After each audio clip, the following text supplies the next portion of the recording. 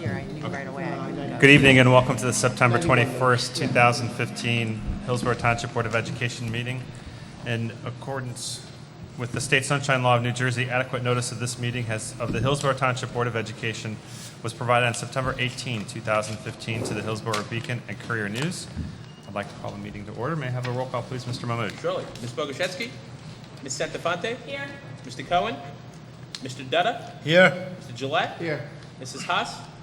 Mrs. Haley? Here. Ms. Wasson? Here. Mr. Kins? Here. We have a quorum. We have a quorum. I'd like to read a motion to go into executive session.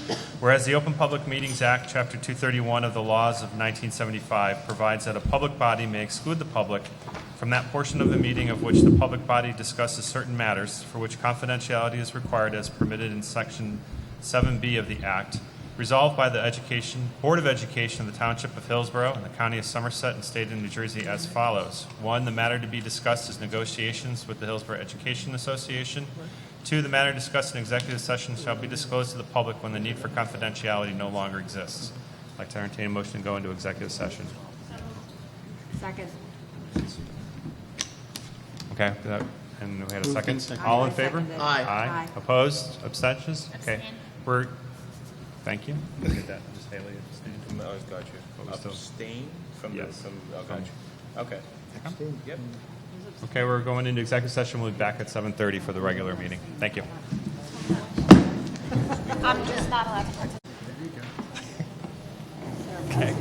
Good evening and welcome to the September 21st, 2015 Hillsborough Township Board of Education meeting. We're back from executive session. May I have a roll call, please? Mr. Mahmood. Surely. Ms. Bogoshevsky? Ms. Santafonte? Here. Mr. Cohen? Mr. Dutta? Yes. Mr. Gillette? Here. Mrs. Haas? Here. Mrs. Haley? Here. Ms. Wasson? Here. Mr. Kins? Here. We have a quorum. All right. If we can rise for the Pledge of Allegiance, please. I pledge allegiance to the flag of the United States of America and to the republic for which it stands, one nation, under God, indivisible, with liberty and justice for all. Okay, and we have another new member at the dais, the Hillsborough High School Student Council Representative, Gifty Adam Berry. Did I get that or did I mess that up? Adam Berry. All right, great. Welcome aboard, and we're glad you're here. Okay, we have correspondence as is in the attachment or in the agenda, and then I would like to have two announcements. First is with regard to the strategic planning process that we're embarking upon. Strategic planning is a process used to set priorities, focus energy and resources, and establish alignment among stakeholders around intended outcomes. It is an effort that produces fundamental decisions and actions that shape and guide what an organization is, what it does, and why it does it. Effective strategic planning articulates not only where an organization is going and the actions needed to make progress, but also how to know if it is successful. The Hillsborough Township Board of Education is initiating this process to guide us through the next 5 years. In doing so, we are asking parents, staff, administration, community members, students, and local business owners to think big and provide us input on how the district can serve the students, parents, community, and taxpayers in its endeavor to educate its students to become productive and successful adults upon graduating from the Hillsborough School District. The dates for these core planning sessions are Tuesday, October 6th, 2015 at 7 p.m. At this initial public meeting, we will discuss Hillsborough Pride and what is working well throughout the Hillsborough Township Public Schools. On Wednesday, October 21st at 7 p.m., during our second public meeting, the focus will be on soliciting input on expectations for the future and on setting a district vision. We will ask those in attendance, where do you want us to be in 5 years? Wednesday, November 18th at 7 p.m., the goal for this meeting will center around creating an action plan for enabling our vision.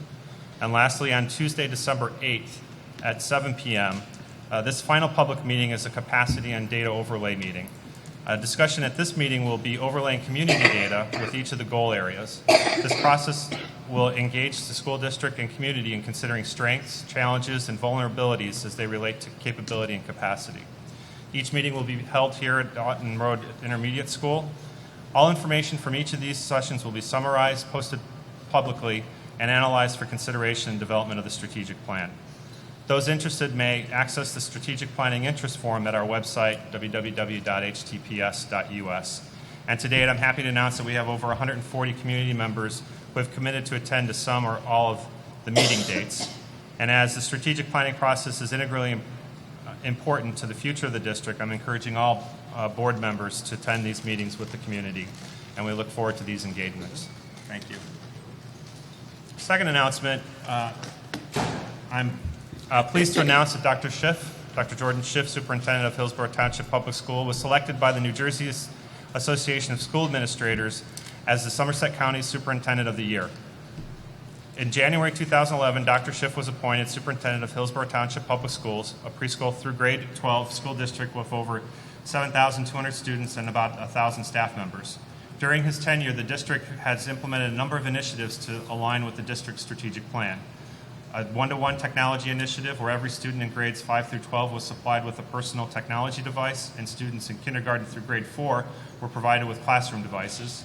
This initiative employs the technology to globalize the curriculum, provide asynchronous learning, and enable the creation, collaboration, and publication of digital content. A redesign and expansion of the district's world languages offerings and curricula to enable students to graduate from Hillsborough High School as advanced proficient in their chosen language of study. And an energy savings improvement plan that included $16 million in capital improvement projects throughout the district's 9 schools without raising community taxes. Hillsborough School District has distinguished itself in terms of academic, athletic, and extracurricular opportunities and accomplishments.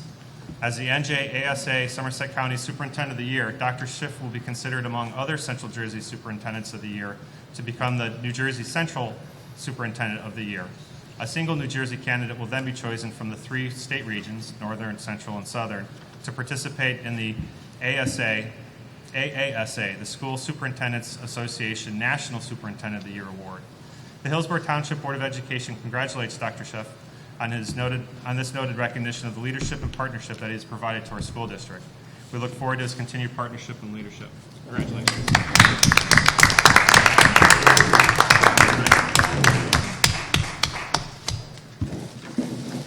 Congratulations. Good luck. Thank you. Yay.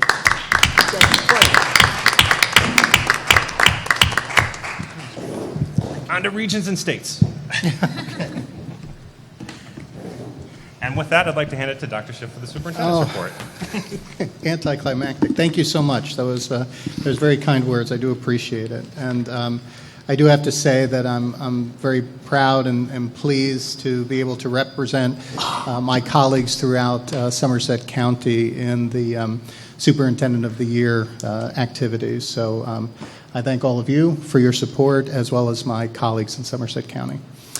Tonight, I am pleased to be able to share with you some wonderful news from around the district. First, some activities that occurred over the summer.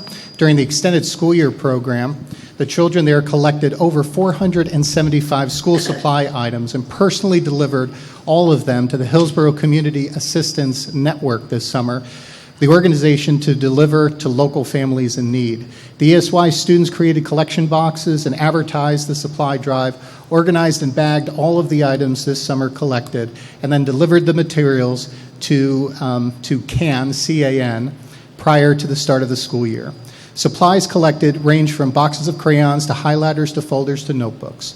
Throughout the year, the Hillsborough Community Assistance Network provides assistance to families and individuals of Hillsborough who are struggling to obtain food and necessities. I wish to congratulate all of the extended school year students and staff who participated in the school supply drive for such a worthy cause. Job well done. Just please give them a round of applause. Thank you. On September 3rd, Hillsborough administration and staff welcomed over 7,200 students to the 2015-2016 school year. Prior to the start of the school year, many schools held their open house to welcome parents and also allow students to become acquainted with their new teachers and classrooms. Schools are still in the process of holding back to school nights for parents, and I wanted to thank all of the staff members who worked so hard to make sure we were ready and that things ran smoothly for the start of the school year. Thank you to all of the staff, support staff, and administration for making the start of the school year very smooth. Let's give them a round of applause as well. And that's my report. Okay. Thank you, Dr. Schiff.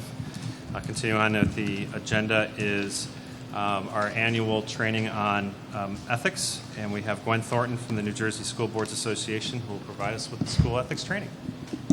I have to apologize. Before Gwen goes, I do have an announcement about 2 high school students that I was remiss in not announcing.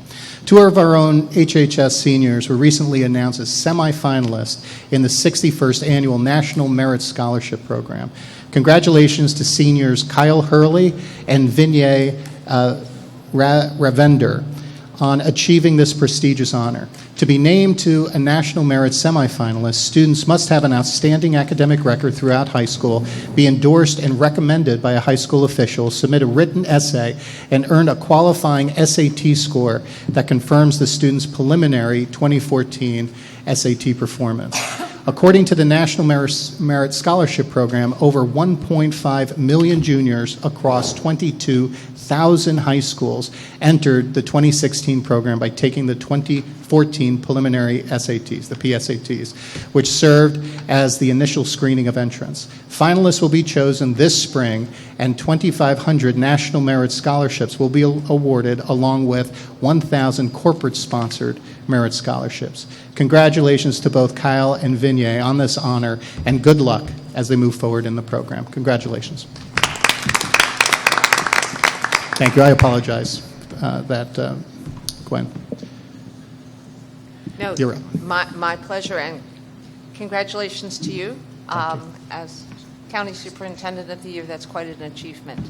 It's a pleasure to be here this evening to talk once again with you about ethics.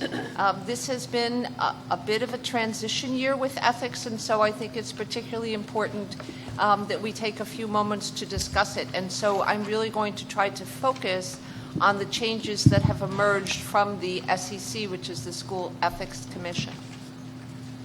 Okay? The School Ethics Commission, for those of you who may be less familiar with, if you can hit it again, it's not, there we go, is really designed by the state to ensure that you as publicly elected officials maintain the respect and confidence of your communities through a series of prescribed behaviors that outline what you can and cannot do. They really do ensure the public trust and make sure that there is no impression among the public that that trust has been violated in any way. So the SEC established the School Ethics Commission along with conflict of interest information that you must abide by. As you know, you all fill out annually financial disclosure forms and return those to the state, and the SEC and the laws also prescribe the mandatory training requirements. You, as a group of publicly elected officials, attend more training than any other single group of officials in the state of New Jersey. It is composed of 9 members who are appointed for 3-year terms. No more than 5 may be from any one political party in order to maintain impartiality and nonpartisanship. There are 2 school board members, 2 school administrators, and 5 citizens. It's interesting to note that currently there are only 7 members of the commission. The governor has yet to appoint 1 additional Board of Education member and 1 additional school superintendent. For a long while, from 2013 until 2015, they have been shorthanded, which is part of the reason that in January of 2015, we received some 39-plus advisory decisions that had not been made public since 2013. Because in order to make an advisory decision public, they must have at least 6 members. So from 2013 until 2015, they were down to 5 members, and so they were unable to make those advisory decisions public, which is why we have so many. They operate in 2 ways. They issue both advisory opinions, which come to board members who request them on a prospective basis before they undertake a vote or engage in a behavior that may be a conflict of interest, for example. And then they also will act upon ethics complaints. Any member of a community, any staff member, any board member may file a complaint against a Board of Education member. Those complaints are adjudicated. About 80% of all complaints are dismissed and never go further than that initial reading by the School Ethics Commission. Once the School Ethics Commission holds a hearing and makes a decision, they are able to decide what particular area of punishment they're going to mete out. They may issue a reprimand. They may issue a censure of a board member. They may suspend a board member from their board service, and they do have the authority to remove board members if the behavior is so egregious as to warrant that kind of penalty. The majority of penalties typically are censures and orders of reprimand, which are all read publicly. Boards of education cannot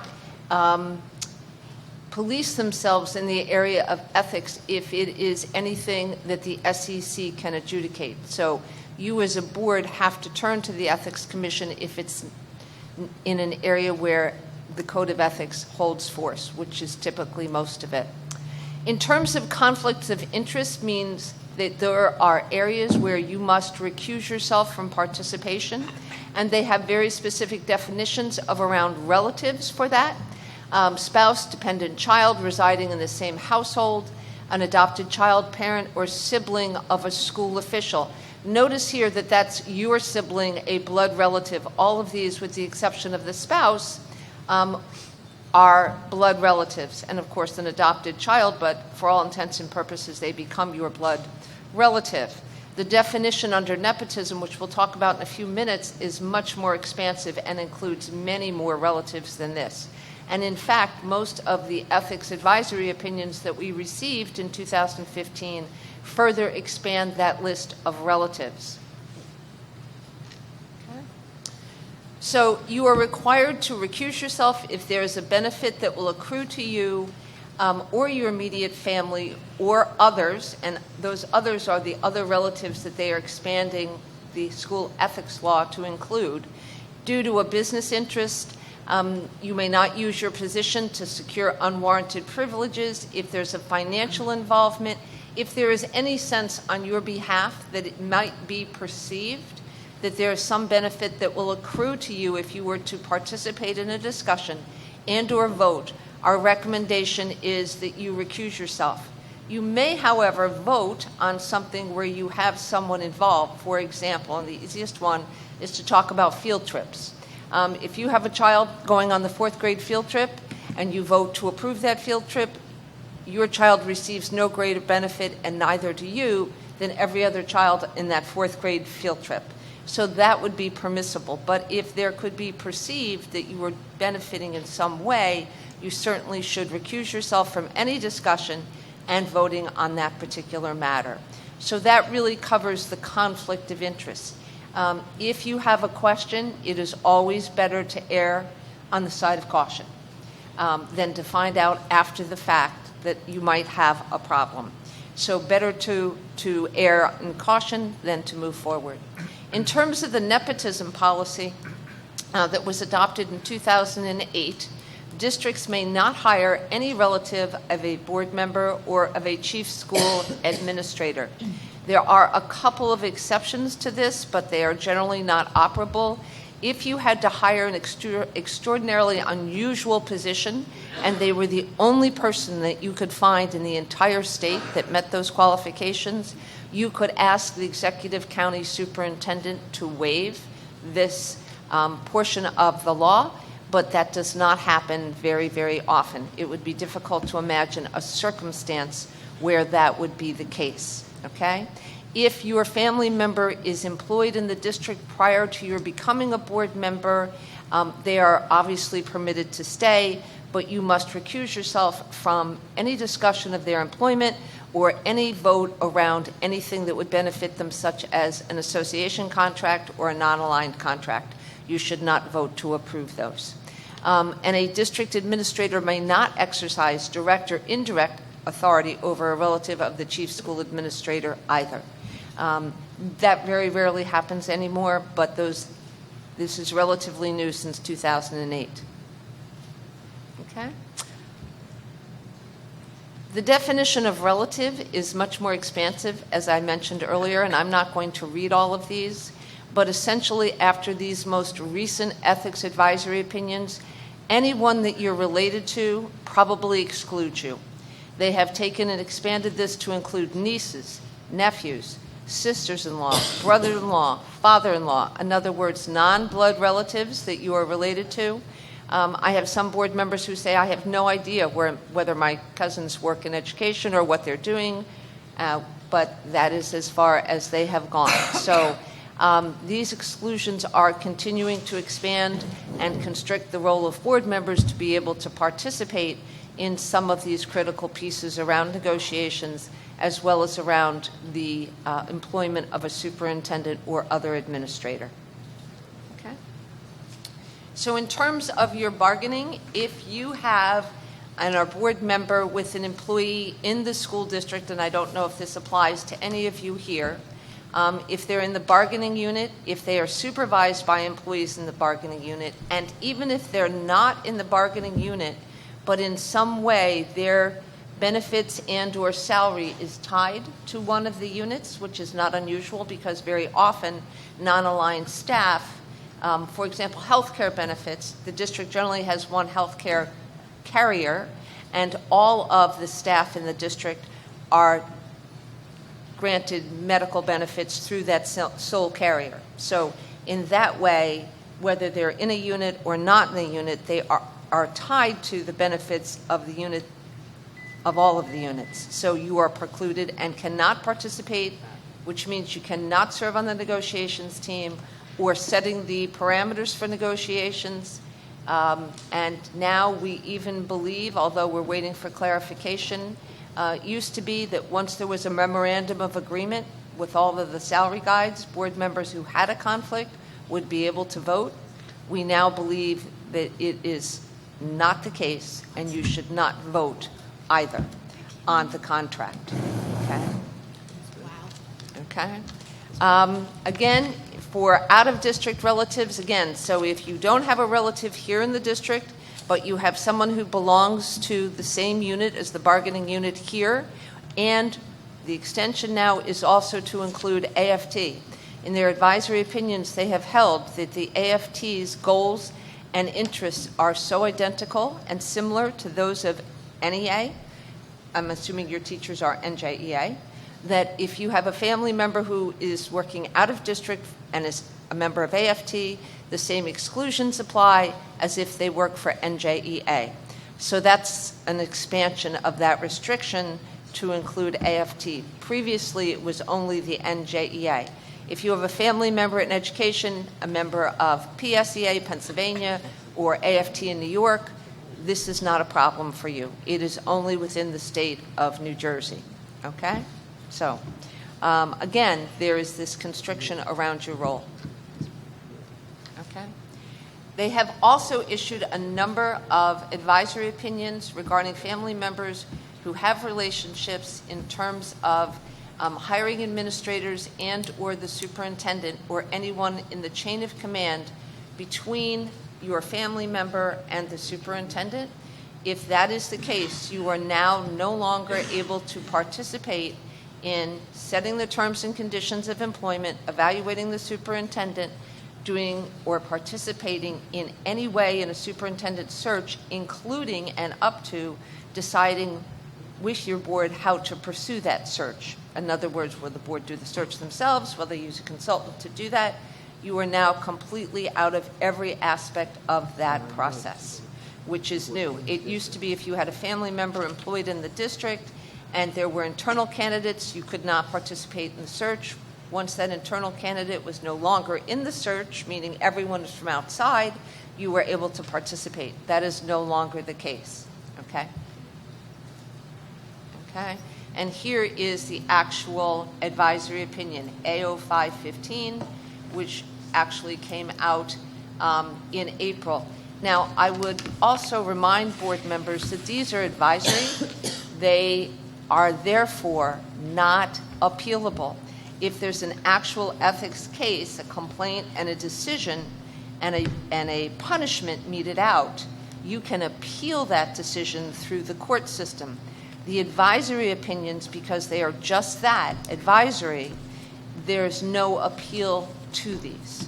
So they do provide advice, and the SEC has stated, the School Ethics Commission, that they believe that board members should be and are aware of these ethics decisions and will behave accordingly.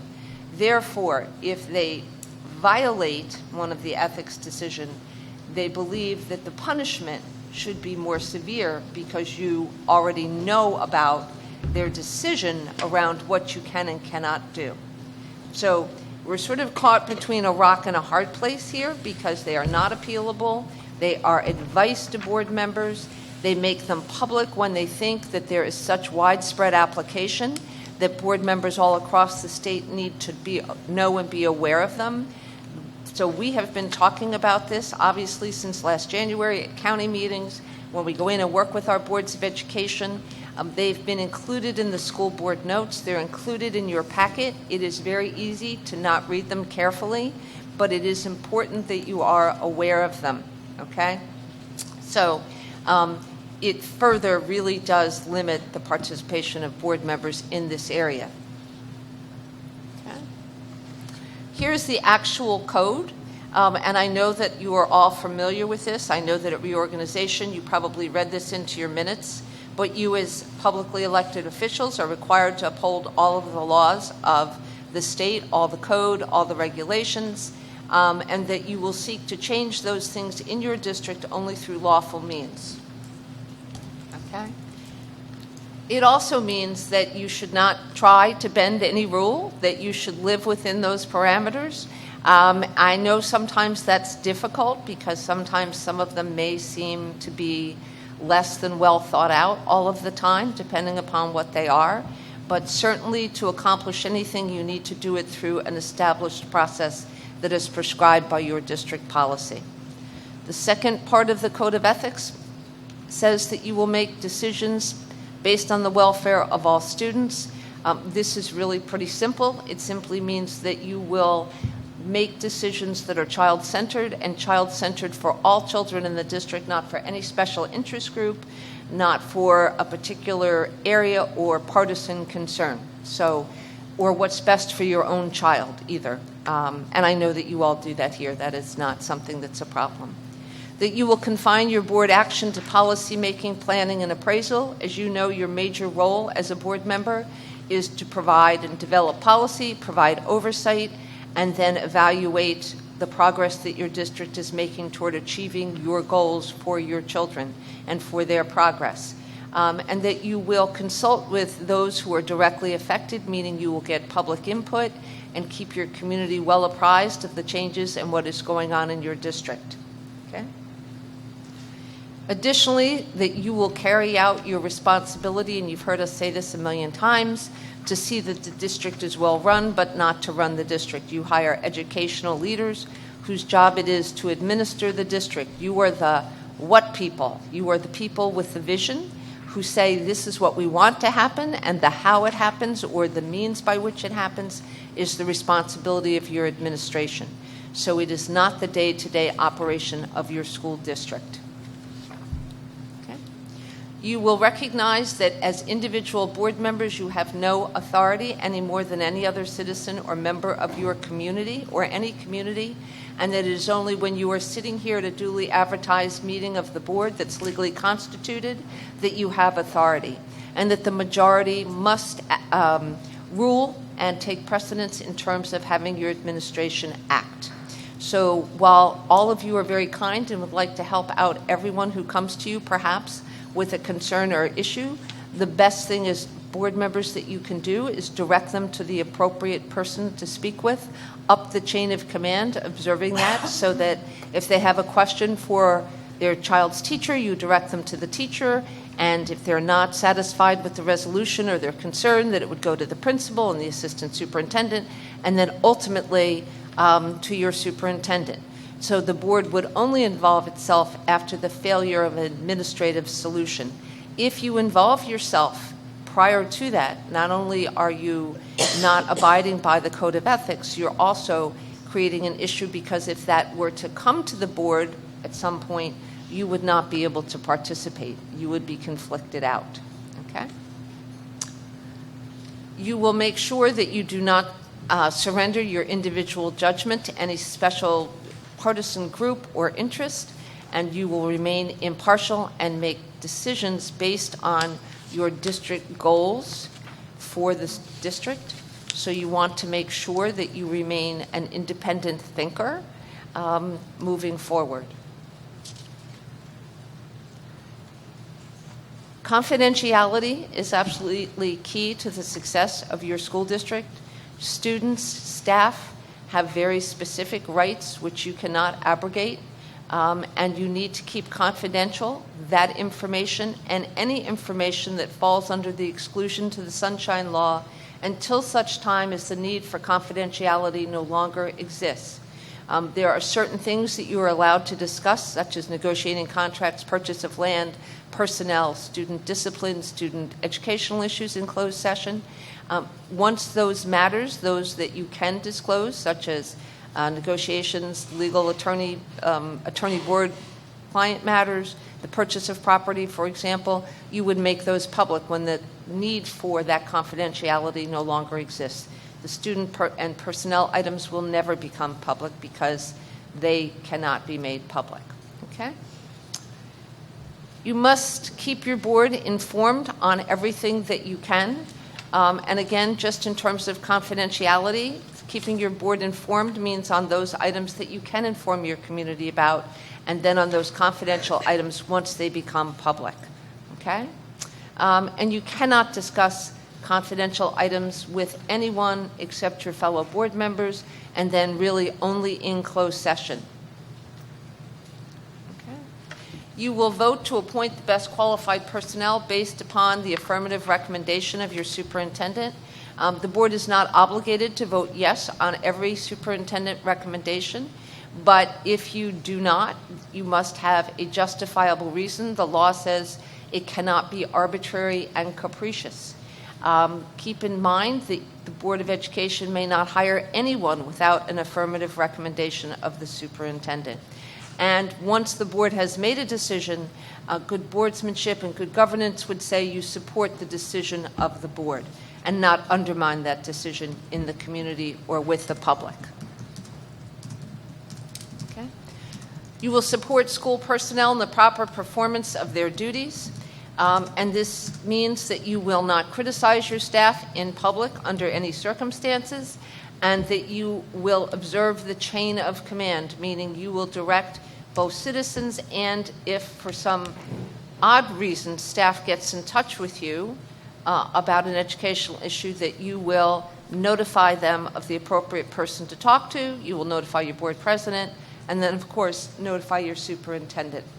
And because there is an appropriate way for staff to raise those issues within the structure of your school district as well as within their negotiated agreement. So there is no need for them to be coming to Board of Education members, and indeed, if that were to occur, it does undermine the authority of your administrative structure. Okay? You're required to refer all complaints to the chief school administrator. Again, I know sometimes that's hard in your community when a friend, a neighbor, your child's soccer coach, a Hebrew teacher, the Sunday school teacher comes to you and says, I have this problem, can you help me? The best way that you can help them is to direct them to the appropriate person, to give them the kind of information they need to have to be able to access and navigate the system so that they can get a resolution to their concern. Okay? So here are some of these opinions, and I just wanted to touch base on them a little bit. They include, as we talked about earlier, the expansion under the title of others. So it's in-laws, cousins, they've gone so far as cohabitants are considered to be an other and have conflicted board members out. They've addressed similar unions such as the NJEA and the AFT. We don't know if that extends to additional unions that may have similar goals that may be part of the bargaining units all across the state. We are waiting for additional clarification on that. In many districts, we have board members who are active educators. And as a result of that, sometimes we do not have a majority of board members available to either mount a negotiations committee, approve a contract, evaluate a superintendent. So there is a remedy in place called the doctrine of necessity that would allow all board members, whether they have a conflict or not, to participate. So under the doctrine of necessity, it would be read, it would be posted publicly, read into your minutes, available on your website, that would outline each board member's conflicted situation, and then everyone would be allowed back in. But as a result of these public advisory opinions, the SEC has now said that you do not need to invoke the doctrine of necessity. That's a little bit of a conundrum because at the end of the day, for example, the statute says a majority of the full Board of Education will evaluate the superintendent. We knew of this case prior to it being made public because sometimes boards clue us in when they're confused. We have a superintendent that was evaluated by only 4 members of their Board of Education because 5 of the 9 was conflicted out. And they asked for an advisory opinion whether to invoke the doctrine of necessity, which would have allowed the full board then to evaluate the superintendent. And by hook or crook, the SEC said, nope, 4 members of a board is sufficient to evaluate the superintendent. The superintendent then challenged and asked for an advisory opinion because it didn't agree with the statute. And over the course of that, in looking at the board, the superintendent had found that there was, in fact, only 3 board members who did not have a conflict. And so this superintendent for the year 2013-14 has 2 evaluations in their file, one done by 4 members of the board and one done by 3 members of the board. We are continuing to talk to the School Ethics Commission. We're talking to the commissioner. I know NJASA is also talking to the commissioner as well because some of these decisions do not comport with what is in statute. So the statute says one thing, but these advisory opinions that are giving board members advice do not align with what is in statute. So we are talking to them about that particular piece because it's very confusing to board members, and we want to be able to tell you with great clarity and surety what you should or should not do, and this is creates more angst and confusion than it does clarity. So we're working on that, as I know other organizations across the state are. They've also now included for exclusion board members who have family members who are substitutes in the district, as well as board members who may have students who are summer workers. Prior to this release of ethics advisory opinions, they were not excluded out. So you could have a family member who was a substitute in your district and still participate in negotiations, voting on the contract, only after everything was done. No longer able to, but you could at one point. And you could have participated in the superintendent's search and evaluation. Now you would be conflicted out if your family member substitutes in the district. So, or you have a student, a child who works sometimes in the summer. Some of our districts hire kids to work doing, field work and moving boxes and that kind of thing.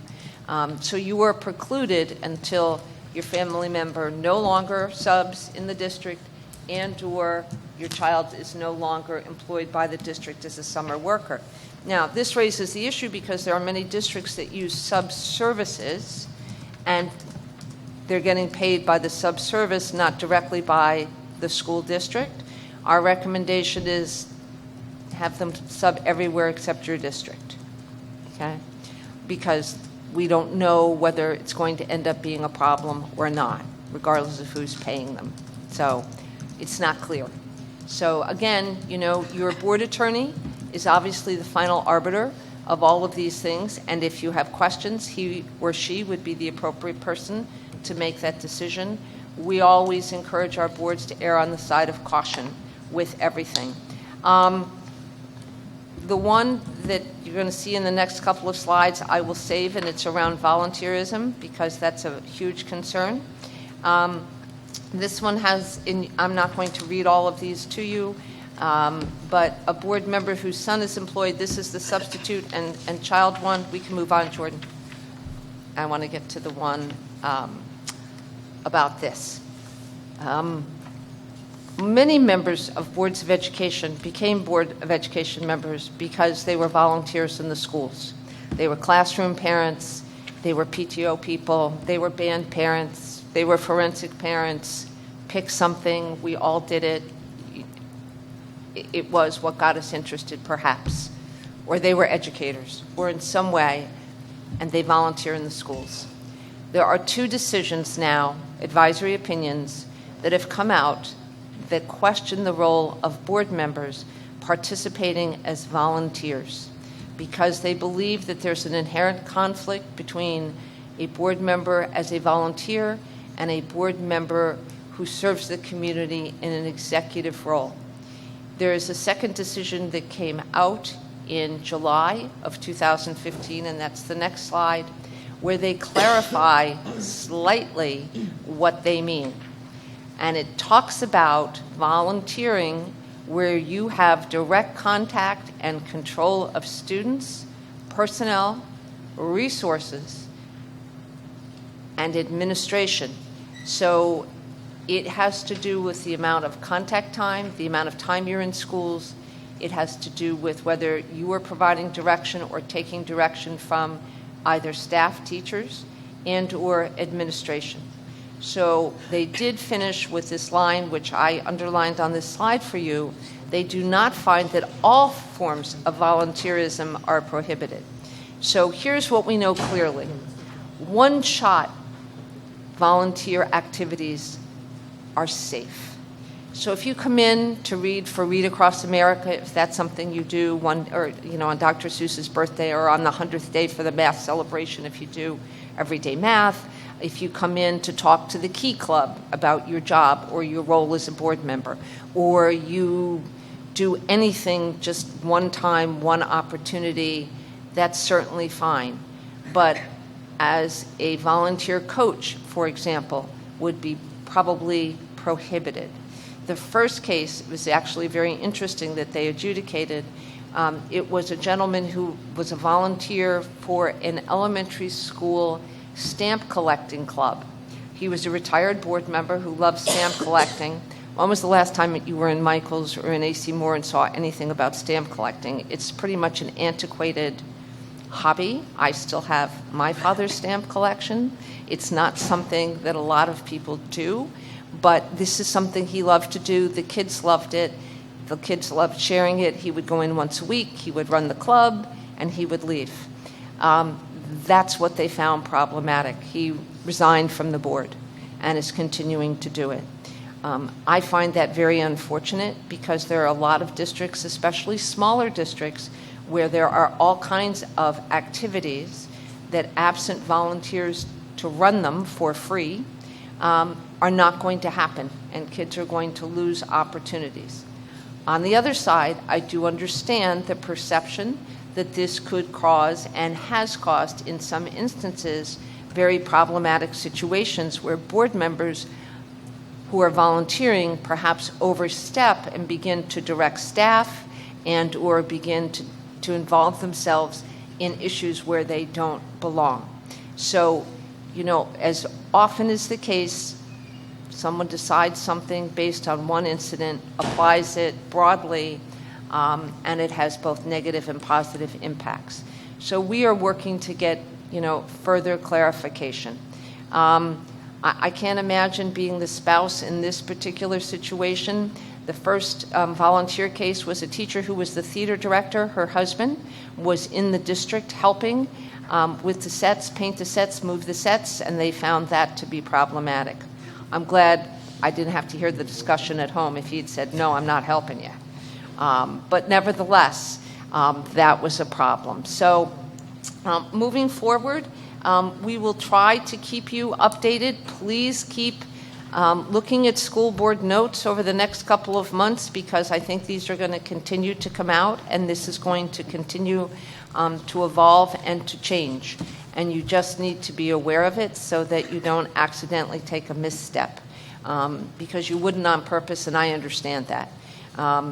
We don't think being a classroom person and going in and taking, I can't even say cupcakes anymore, I'm dating myself, taking a healthy snack for a celebration in a classroom is a problem, but perhaps, and we don't know, the PTOs, PTA people are a little crazy because we have a lot of board members that are still very active. I think if you're not dealing with money, you're not like collecting from the fundraisers, as a board member and as the treasurer of the PTA, that's probably a good thing. To avoid any possible, again, it goes back to the public perception of a conflict. So that's what they're interested in having you avoid, okay? Here's an interesting one. Again, it doesn't seem to be in line with what they have decided previously, and they said that board members may participate in interview committees for high-level administrative and supervisory positions as long as there are 1 or 2 board members, there is administrative staff and oversight, and it's at the chief school administrator's recommendation. That A1510 on below there says if board members were to involve themselves in exit interviews, it would be overstepping. So these don't seem to line up. They seem to be sort of in opposition. So, and in the Code of Ethics, you heard me say tonight, board members' role is not to administer the district. Interviewing for staff would seem to be a piece of administering the district. So just please keep checking school board notes to stay abreast of these changes, and any new released advisories, we will keep them coming to you so that you're aware of them. If you have any questions about you specifically, your individual circumstances, please check with your board attorney for clarification. Questions that I can answer for you? Yes, ma'am. Just because I'm really upset about this, so let me just get this straight. You don't know yet if conflicted board members, because my mom is a teacher somewhere in the state of New Jersey, there's a good possibility now that I can't vote on the contract. That is the bulk of my money in my budget, by the way. I am no longer allowed to vote on that contract because my mom is a teacher. I don't participate in negotiations. I understand. Or anything. I would seek clarification from your attorney.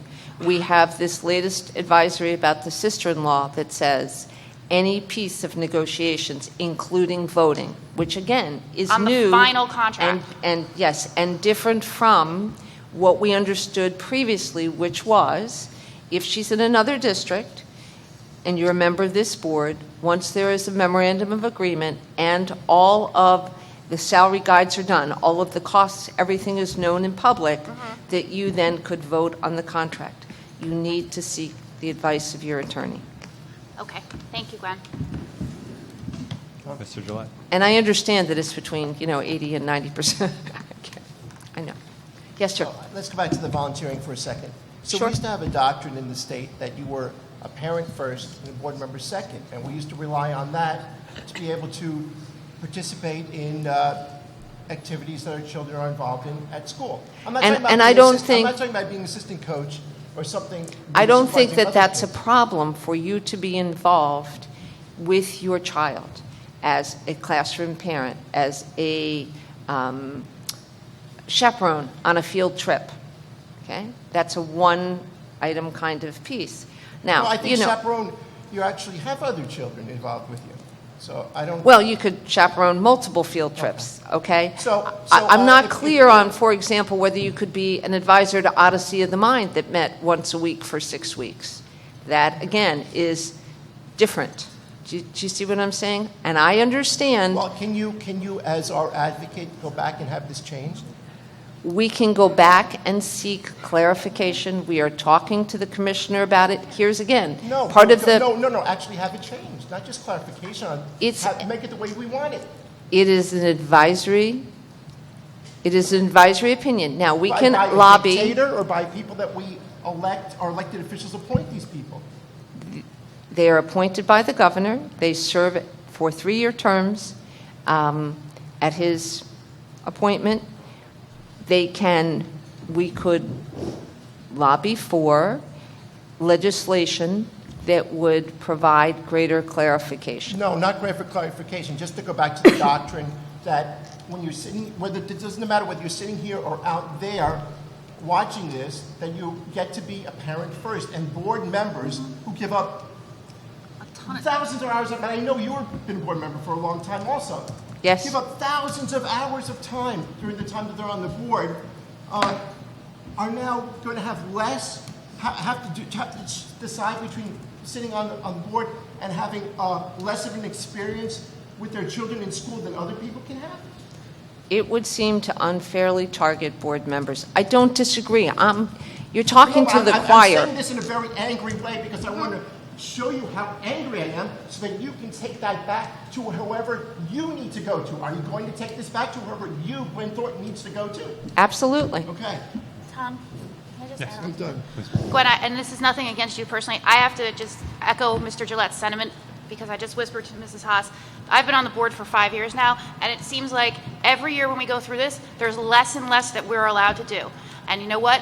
We put a lot of time in, the public votes us in, and it's very frustrating because you are just trying to do the right thing. And at this point, it's going to become, well, Jen, because you're wearing burgundy and the person in the audience is wearing burgundy, you're no longer allowed to vote on anything. And it's getting ridiculous because why are we here? We put a lot of time and effort into what we do, and we care about what happens in our community. And for, like Greg said, for people to be able to spend less time with their children doing normal things and trying to help and give back is absolutely absurd. Absurd at this point. I do understand. I truly do. And we are working on it. And perhaps I'm not conveying to you appropriately the fervor with which we are working on it. We know the impact that it is having on board members. Can we get an executive director of New Jersey school boards that's not a former school administrator, just someone who's a member of the public that represents us, our board people, and get rid of the ex-school administrators out of that whole system? Can we do that? I think we'd have better advocacy for us if we did. Thank Go you on. very much. Any other questions that I can answer? Hi, Judy. Yeah, I've raised, I understand everybody's frustration. I've raised this point at practically every school board association workshop. I feel like an elected official is elected to represent their constituents. And I find, first of all, I obviously support ethics in every way, shape, and form. I know that. But it has gotten to the point where it's so limited that you're afraid to talk to people. You're afraid to leave your house. You're afraid to sign up with an organization. You're afraid to volunteer for your kids. And at some point, as Jen said, you can't vote on the largest portion of our budget. You can't pick a superintendent. It just becomes silly. And what happens then is you wind up with people on school boards who are either very knowledgeable yet precluded from acting, or people who have no interest or background in the school system, who just happen to have no relatives, no background, no matter how distant. I mean, I don't understand what benefit my cousin would get from anything that I do here. And to the extent that it precludes me from acting on something that's very important, it's troublesome. And I don't think it serves the public well. And what advocacy could we be involved with to have whoever needs to understand this understand? I mean, I spoke to Dr. Feinsod about it at the last convention. And I think reaching out to your assembly people and to your state senators and letting them know the kind of impact that this is having on your school district would go a long way. When they hear from all of you as opposed to hearing from us, it has much greater impact. There's another advisory that I didn't even touch upon that says if your superintendent is conflicted, meaning they have a family member that is a member of the education community, not here in the district, but NJEA or AFT, they used to be able to provide the board technical advice during negotiations, okay? That's no longer acceptable.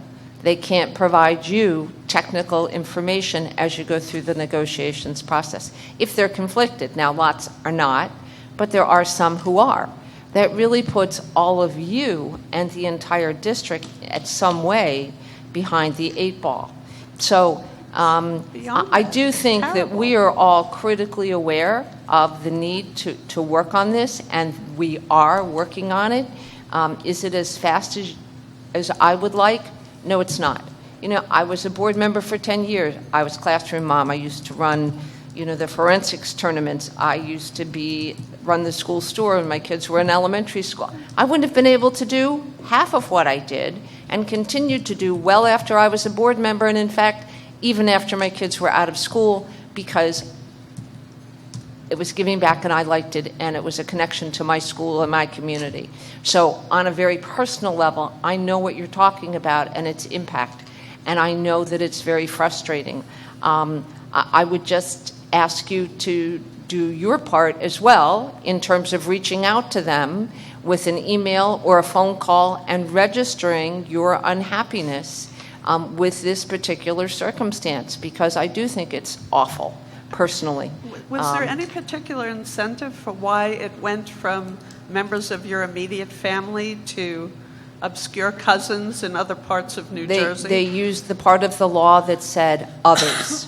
And so they Yeah, I have know. cranked in all these relatives under the heading of other. And I don't know what the incentive, no, I don't think it's an incentive. I don't know what the cause of it was. I mean, it just seems to me that the public knows when a board is corrupt. And you read those stories in the newspaper. And it's certainly not when you have people who are volunteering for their kids' debate club. You know, it's more like when people are giving their kids free lunch that they don't qualify for. And, you know, when stuff like that happens, there's always like a knee-jerk that There's creates a knee-jerk problem response for that honest creates people. a problem for others. And again, it has to do with when there's an incident, then of course sometimes people overreact and it becomes prescriptive for everyone in spite of the fact that there may not be a need for that. So, thank you very much for your attention. I hope. Yeah, we got, One thing. Sure. I'm sorry. So I just want to make sure I'm clear on this. We're supposed to go to the elected officials who don't get nearly as much ethical training every year as we do.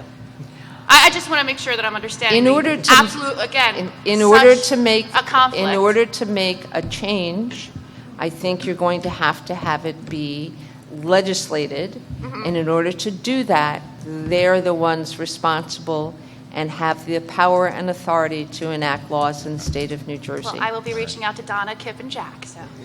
and also there's the NJSBA, the National Convention, where we can do resolutions. You can't speak to the board. Yeah, and That's through our delegate assembly, Right, through the you delegate, certainly we could pass a resolution and send it along so that it becomes the policy of our organization, and we would then therefore lobby strongly on behalf of that policy. So that is another option that's open to you as well. Real quick question. This has to do with the doctrine of necessity. Yes, sir. And just to clarify, it's not where you have a minority of the board who are not conflicted who can act on behalf of the board, but it's the entire board, conflicted and non-conflicted members who can then act. You have to, it would be invoked if you had a majority that was conflicted, Yep. leaving only a minority able to participate with, if you did not invoke the doctrine. Okay. Okay? Thanks. Thank you. Okay. I'm sorry, just one more. Yeah. Could you just clarify for the last time? People who have relatives outside of this district who happen to teach or happen to work in schools, okay, what are they precluded from here? They cannot, if it's not a family member here, you could participate. Once there, it used to be, you could participate when we had a memorandum of agreement and all salary guides.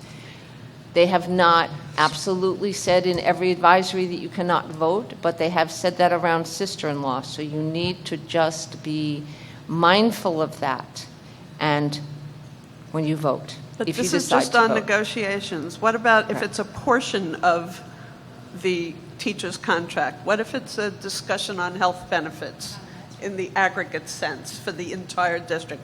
What if it's about leave, annual leave, if you're, you know? Any terms and conditions of employment. What the about same way. hiring? Are we allowed to vote? say we can hire someone? Are we allowed to vote?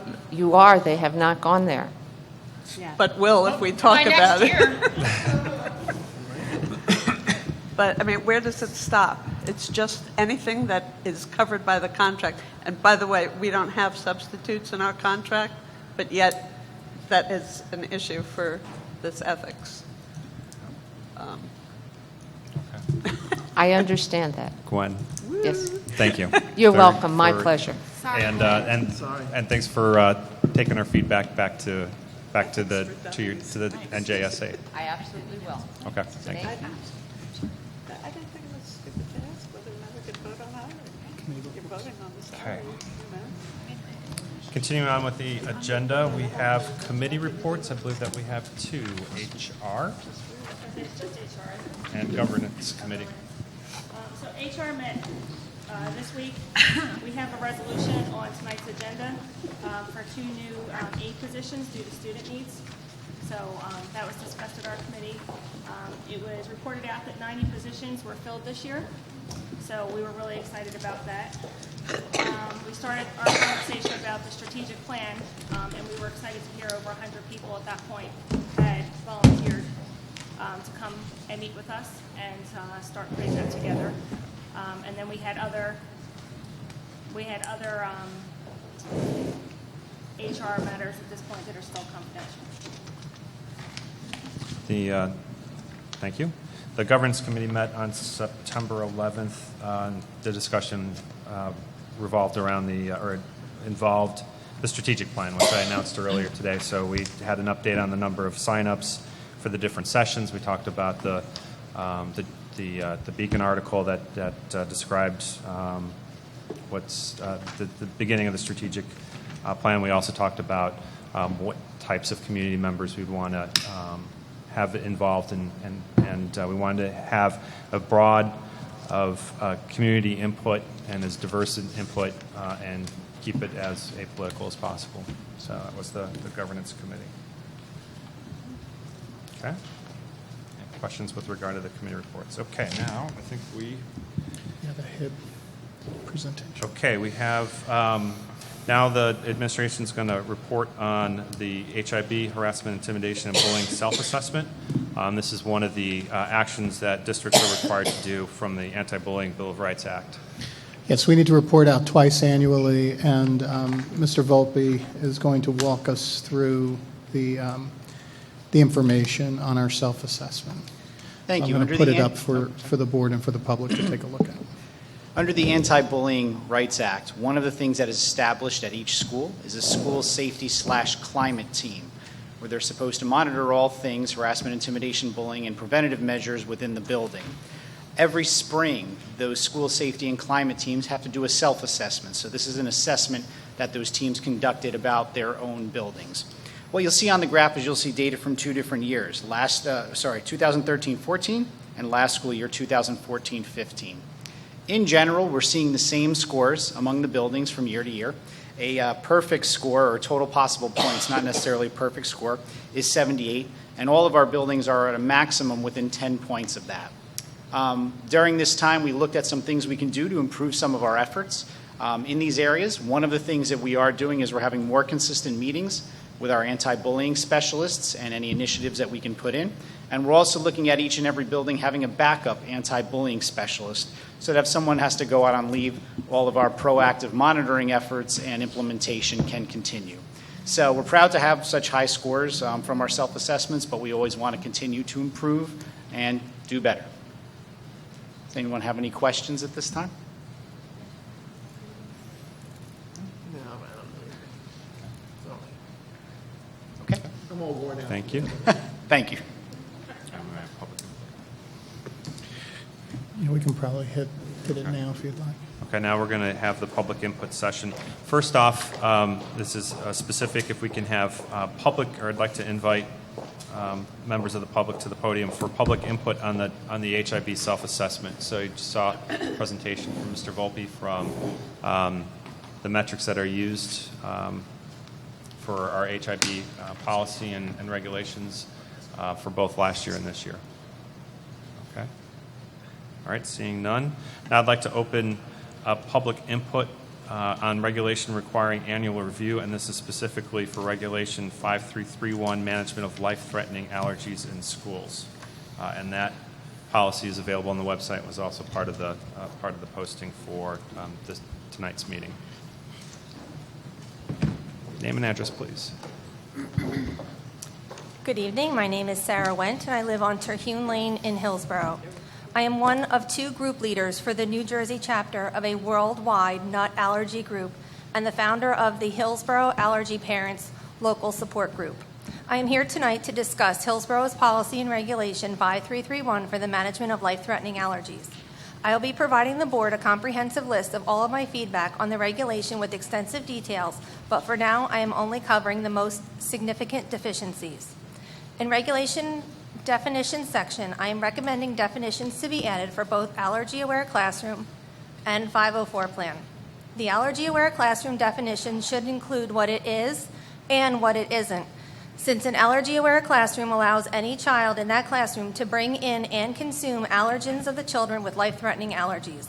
Allowing these allergens to be consumed in the classroom significantly increases the risk of a life-threatening reaction occurring to the allergic children in the classroom, and also creating an emotionally traumatizing experience to all children in the classroom during the reaction.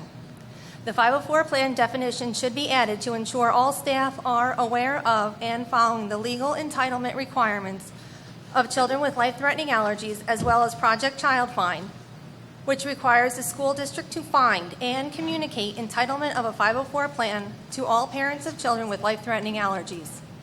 This would reduce the risk of legal action being taken against the school district for not meeting the Project Child Find requirements.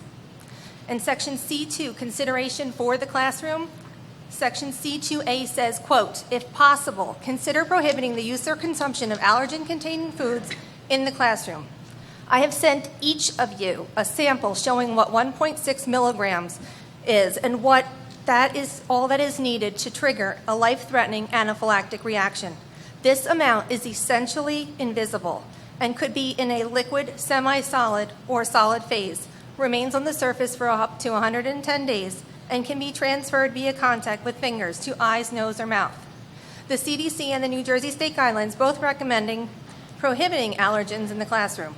Additionally, other local school districts in this county are following these state and federal guidelines, providing nut-free classrooms such as Montgomery, Branchburg, and Watchung. To add to this, many allergists provide documentation for the medical need of a nut-free classroom. I'm not sure what would prevent the Hillsborough School District from meeting this nut-free classroom medical requirement identified by a medical expert in the field of allergies, or why this school district would choose not to follow the medical requirement to address a life-threatening risk in the classroom. What medical expertise is the board following? The Hillsborough allergy community is very concerned over the life-threatening safety risk this poses to the children with life-threatening allergies. As a community, we're also worried about the increased financial risk and potential loss of township reputation that would occur when these reactions happen. There is also concern for the board, which I'm sure took positions to help children, and it would appear to be taking on increased risk of negligence liability based on the above and the use of allergy-aware classrooms instead of nut-free. The allergy community looks forward to you addressing and resolving these inconsistencies, or why exactly you are not mandated to follow your own regulation. In closing, if policy and regulation 5331 isn't being followed, that could also imply to others in the community that other important policies and regulations, such as the weapons policy and sexual harassment policy, aren't being followed and enforced by the board either. I would ask you to think back to the Hillsborough High School incident that occurred on September 10th, when there was concern and fear of a weapon being on school grounds. There was much concern and fear for the safety of the children in the school, and a scary situation for all children, parents, and staff involved, as weapons aren't permitted on school property. Imagine the everyday concern and fear of children and parents if weapons were allowed to be brought into school.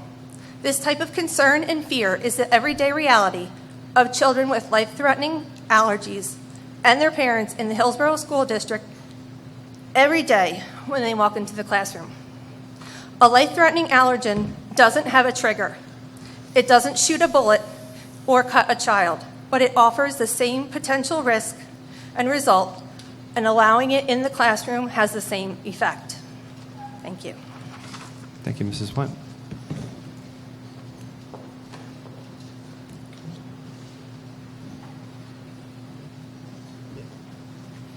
Hello, I'm Amy Springer. I'm a member of the Hillsborough Parents Food Allergy Facebook page, and I've been corresponding with Sarah and understanding better what kind of information may or may not be visible. I have a son who is a first grader at Woodfern School, and he is anaphylactic to tree nut and peanut. He also has non-life-threatening allergies to dairy and egg. This has been our reality since he was 2 months old.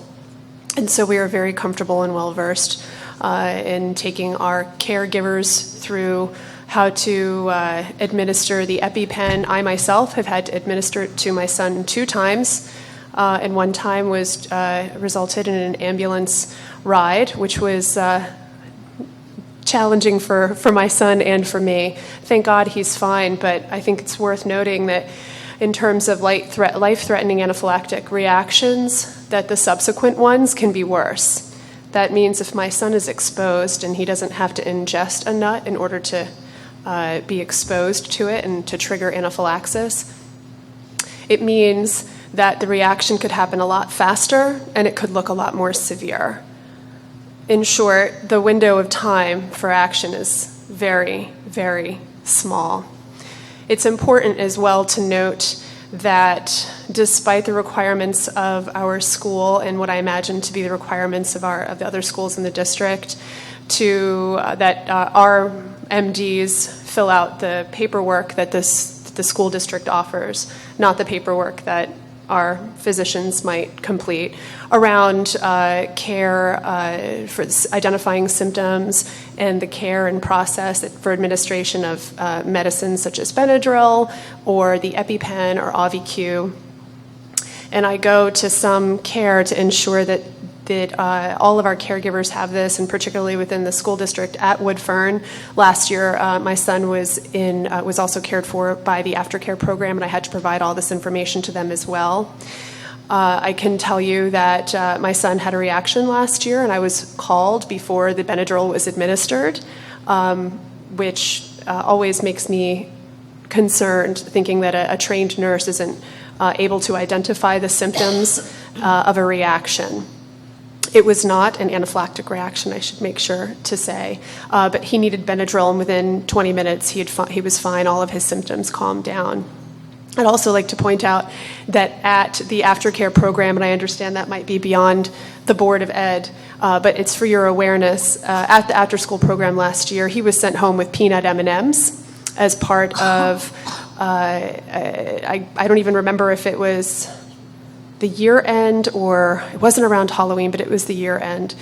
And he knows better than to take them. He called them out to us right away, but I needed to get in touch with him and explain the severity of the decision to do that, to bring those into in case you aren't aware, that Catholic Charities offers the aftercare in the cafeteria. So I'm not sure where they had the mini bags of peanut M&Ms stored, but I don't think this practice is safe. And it certainly went on regardless of my repeated iterations of my son's allergies, as well as the physician-completed forms and the EpiPen.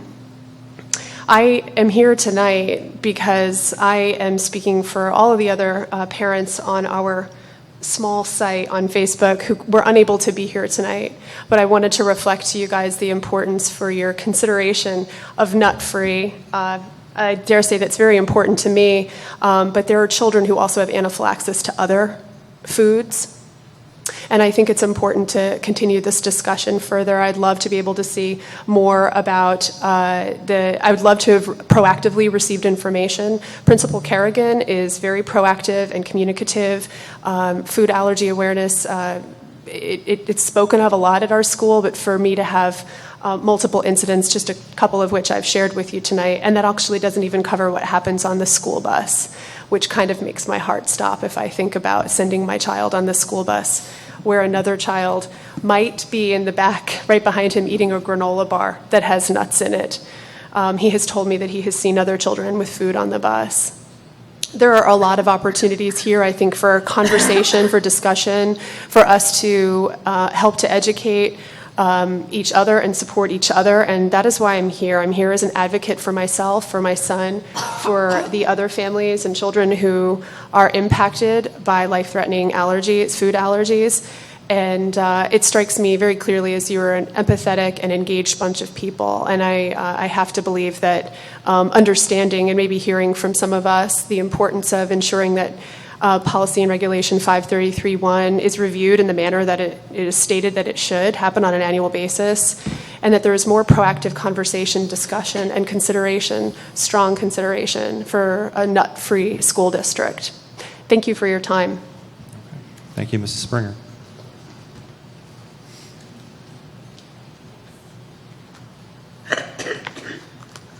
My name is Suzanne Rolka, and I live on Eves Drive. Regarding some of these this Regulation 5331, specifically C1E, that refers to an allergen-safe table in the cafeteria, they are all known as nut allergy tables, which now makes everyone, all the students and staff in the cafeteria, are now aware that all those children sitting there have a hidden disability called food allergies. In the regulation, it talks about making an allergen-full table, which I feel that the board should take into consideration, because that will now allow the disabled children to eat lunch with their non-disabled peers, so that for social reasons, that's very important. Children without these food allergies can make the choice to bring peanut butter or not. Children with the food allergies cannot just turn off a switch and no longer have their allergies. Since school has started, my child has not been allowed on the playground up until this past Friday because the lunch aide was unsure if others may have eaten foods containing his allergens. I don't know why hand washing is not being enforced.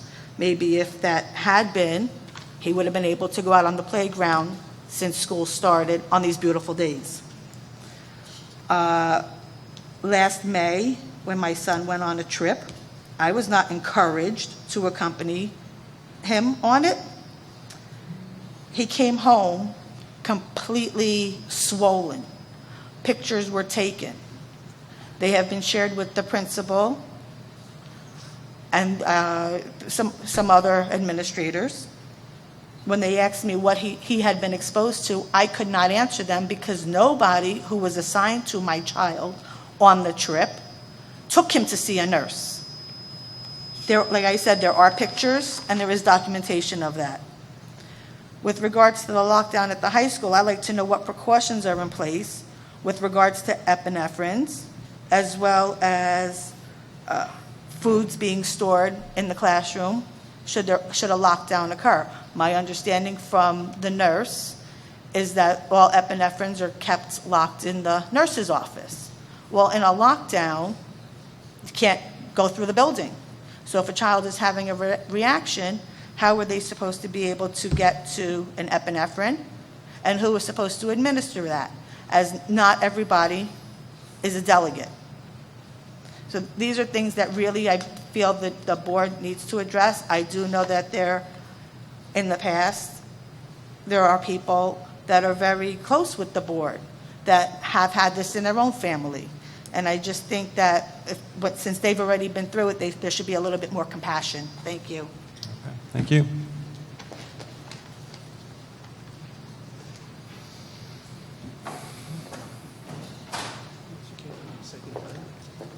If there is no one else that's going to speak, am I allowed to speak some more in response to Suzanne's? Only if it's something that you haven't spoken about prior, Only that I haven't spoken about prior, or she hasn't? that you haven't. Sure. Or, if it's Okay. to reiterate, then you can just say, I reiterate what so-and-so said. Okay. Sarah Went, Terhune Lane again, Hillsborough. I'm back up talking about Section C, prevention measures in the cafeteria. Specifically, Section C1E, children at the allergen-safe tables need to be allowed to invite non-allergy children with safe lunches to the allergy table. By having allergy children segregated, this is exclusionary and discriminatory. Food allergies are a recognized disability. According to the Americans with Disabilities Act, children should not be excluded, denied services, or segregated based on a disability. Not having equal access to their non-disabled peers at lunchtime is segregation, since they are separated from the general population. They are not being provided the same equal access opportunities as their non-disabled, non-allergic peers, and it does not allow them the same equal enjoyment of and equal social experience as their non-disabled peers during lunchtime. Having a table that looks like all the other tables where the allergy children can invite other non-food allergy friends with safe lunches to sit with them at a table would address this. Perhaps all those children that buy hot lunch can sit there as well, since those lunches are nut free. By continuing to promote and condone segregating these children based on a medical disability, this is also a HIPAA violation, as it clearly identifies them as having a medical condition. And by separating these children based on medical disability, it also targets these children for bullying. In section C1F, it says to consider allergen full tables, like my friend Suzanne had said. Example would be all children that choose to eat peanut butter sit together.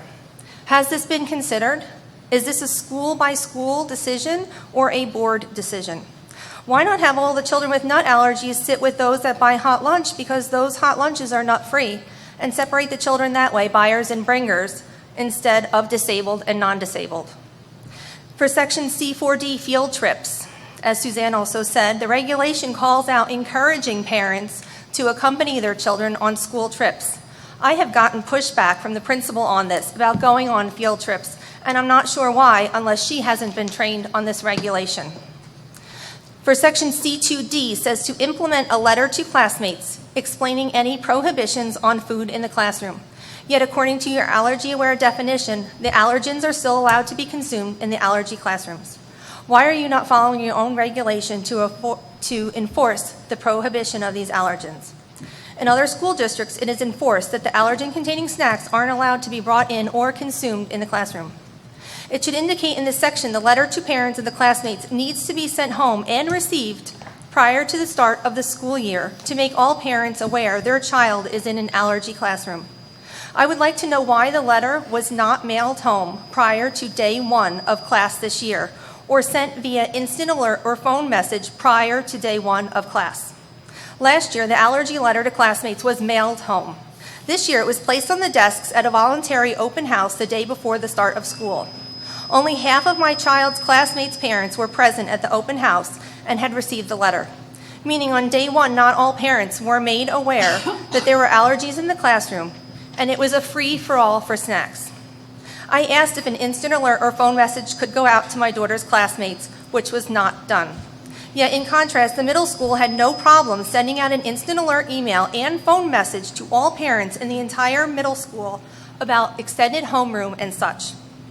I would have expected this critical communication regarding life-threatening food allergies would have been on a high priority to-do list to be able to make it safe for the first day of school and avoid any potential life-threatening reactions on the first day. I still don't understand why the school district chose a cost savings of not sending home a letter in the mail and refused to do an instant alert email or phone message prior to day one, which costs nothing, and addresses a life-threatening risk that should be communicated prior to day one to ensure all children with life-threatening food allergies are provided the protection they should have to minimize risk and put them on the same level playing field as their non-disabled peers. As you know, the first days of school are the most chaotic and highest risk as these children and teachers interface for the first time in the classroom environment. Thank you. Thank you. May I say just a couple of words? Thank you for your input. I do appreciate you coming on down and sharing with us your thoughts, and I'm sure that the Education Committee and other committees will take what you shared to heart tonight. I do want to just share some thoughts. There was mentioned that there wasn't compassion or that we should be more compassionate, and I just have to say that there are nurses and teachers and administrators who care deeply for all children, especially for the kids that have life-threatening allergies, and take extraordinary measures to protect your children each and every day. And for the board as well as members in the community, if a child has life-threatening allergies, they have the opportunity to develop an individual health care plan that is specific to that particular child's needs, that is developed in collaboration and cooperation with our school nurses, as well as other healthcare professionals, in order to minimize the risks to students. We care deeply about this matter, and to indicate anything other is just not factually correct. Thank you. Thank you, Dr. Schiff. Okay. All right, now I'd like to open the dais to the public for comments with regard to either new business or items on the action agenda. Name and address, please. Sure. And real quick, hold on, let me just, Yep. I've got just a little.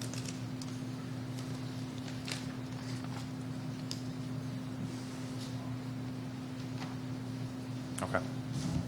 Hi, my name is Courtney Newman, and I live at Woods Road. Hello again. To those of you who are not here in August, I spoke in regard to the dyslexia policy being adopted at our district tonight. I spoke as a parent of a child in our district identified with dyslexia who is now a struggling second grader at Amsterdam Elementary School. Last time I shared much of Jacob's story and how my son fell through the cracks. Tonight I'm here to ask you to consider the impact we can have on the lives of struggling readers in our district if we take concentrated, meaningful action to improve literacy. This policy does not do that. This policy simply meets the bare minimum as required by the law, which is unsettling when you consider that reading is the fundamental skill upon which all formal education depends. I'm talking here tonight because I truly believe there is a dire situation on our hands and something needs to be done. I stand here not angry or against the school system. I stand here with the desire to bring to your attention a situation that impacts so many in our district. I want to help you change it. You have fantastic teachers, an incredible child study team, and I greatly appreciate all they do for our kids. I'm just not sure that anyone has fully considered the actions we could take with regard to dyslexia, actions that would change lives and save the district significant money in the long run. I sent each of you an article on September 2nd about new laws in the state of Oregon mandating earlier screening and more dyslexia-specific teacher training. The article mentioned a sweeping statement by an Oregon school board member that really resonated with me. He said, quote, "I'm very excited about what is within our grasp to accomplish for a huge number of kids and what the impact might be. Mostly, I'm so interested in it because it is such an easy fix for the district. It's such low-hanging fruit, and it affects an enormous number of children." I knew very little about dyslexia 6 months ago. I've spent endless hours learning about the necessary skills to teach a child impacted by this learning difference. I'm trying to better understand our district policies, the impact of the No Child Left Behind Act, and the need to minimize the number of children classified as it relates to grant money. We can probably all agree that the educational system is flawed to a higher degree than the township level, but it's not an excuse to avoid change and not help our children. This policy requires 2 hours of dyslexia training for our teachers on an annual basis and screening for children who exhibit one or more indicators of dyslexia by the end of the first semester of second grade. I ask you again, does this really sound like it's enough when statistics show that some level of dyslexia impacts 20% of our children?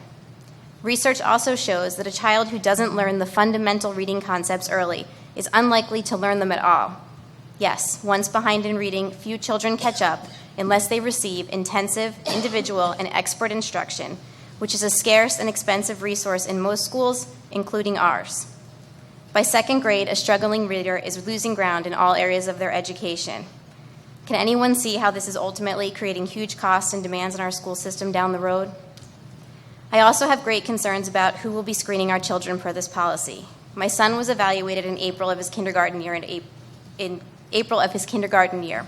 I could show you that report right now, and there are glaring signs that my child was at significant risk for dyslexia. No alarms were sounded, and as far as I know, we haven't prepared any staff for the screening process that we're implementing.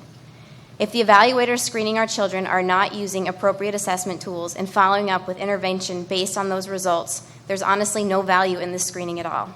That's the very reason I had to take my child out of the district to an expert who could identify his learning difference and recommend a proper course of action.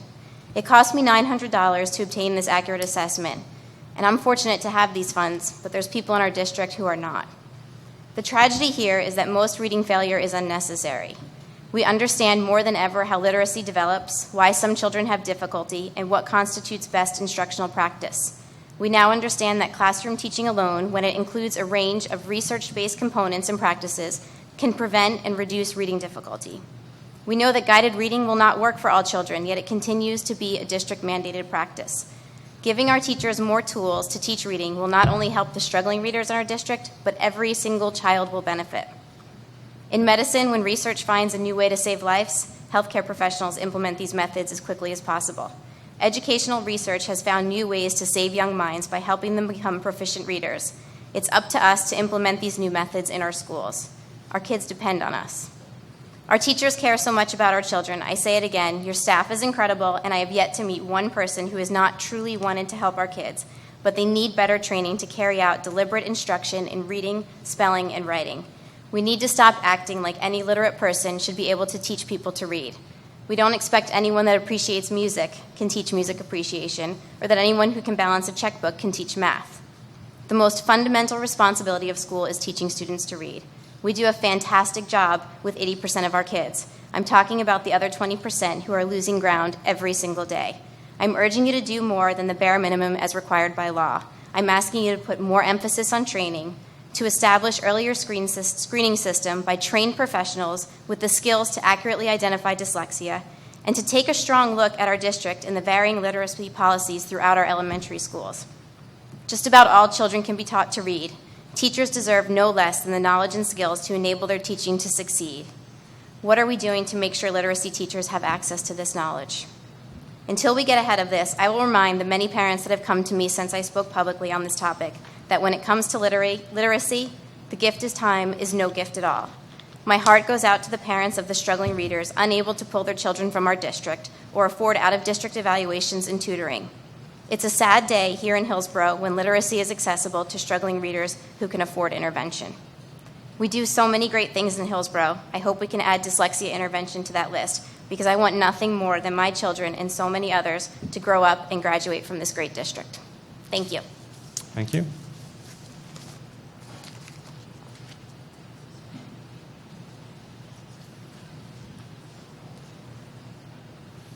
That was great, Courtney. I really enjoyed listening to that. I didn't hear your first at your first meeting, but I heard good things about it. So, Paige Russo, 921 Case Drive.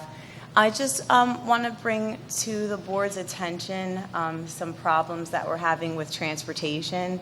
I know that it's been a thorn in the side of the Hillsborough taxpayers for many years.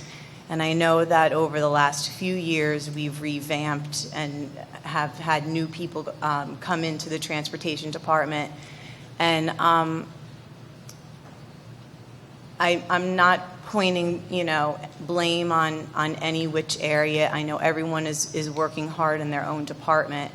My son is a preschool student that we pay tuition for. And last year when we registered him, we were...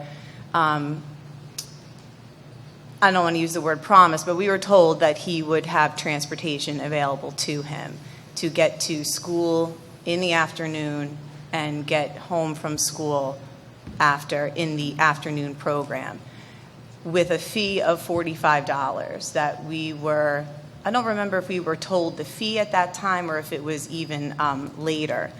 So children with special services, they're able to take the bus because they have their services, but tuition children, like my son in the integrated program, we were willing to pay for the bus as we had done in the past for my other children who have also been tuition preschool students. A couple days before school starts, we were checking Genesis. We didn't see that he had a bus assignment. I said to our babysitter, who we had planned with the year before when we found out that he would have the busing, I'm sorry, there's no busing available right now for him. It looks like, I'm not really sure. I'm sure it's just a glitch that's going to get resolved within a couple days. Well, now we're September 21st, and he still does not have a bus. And to pour salt in the wounds, we actually got a bill charging us for his bus for September, October, and November.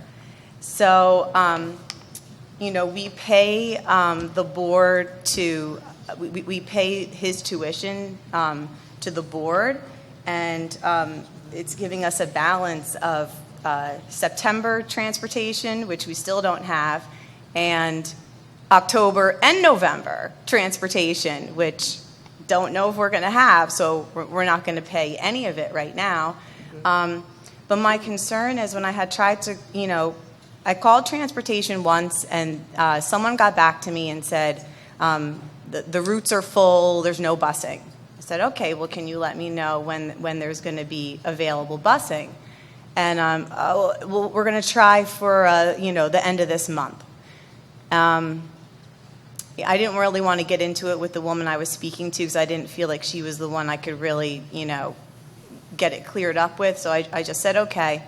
And, my husband and I work both during the day, so there's no chance for us to bring our son back and forth.